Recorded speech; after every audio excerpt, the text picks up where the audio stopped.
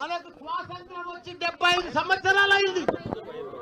మనము పాకిస్తాన్ తోటి ఎప్పటికీ బాధలు పడుతూనే ఉన్నాం. ఉగ్రవాదులతో వాళ్ళు పోషిస్తూనే ఉన్నారు. మనం ప్రధానమంత్రికి ఒకటే మేము మనవి చేస్తున్నాం అందరికీ, మోడీజీ पाकिस्तान उग्रवादों को खत्म करो, कुचल कुचल के रख दो, एक एक को जिंदगी में फिर अपना भारत का तरफ नहीं देख रहा हो लोग.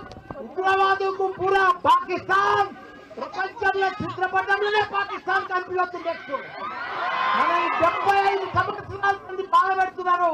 మనం ఇక భరించలేము. మనం ఇక ఓపిక లేదు మనకు. మన సైనికులు మన ఎంతో మంది ప్రాణాలు కోల్పోయారు.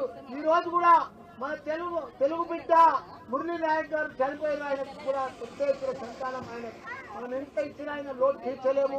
ఆయన కుటుంబానికి కూడా చెప్తున్న మనం మాత్రం ఇప్పుడు వదిలేదే లేదు. మన భారత సైనికులకు మొత్తం ధైర్యంగా మేము డాక్టర్లము, ఇంజనీర్లము, ప్రొఫెసర్లము, లీడర్లము, మా టీఆర్ఎస్ పార్టీ మొత్తం మీకు మద్దతు ఇస్తుంది. మీరందరూ కూడా పోరాడి ఆ ఉగ్రవాదులను మొత్తం ఖతం చేయాలని కోరుకుంటున్నా. జై జవాన్.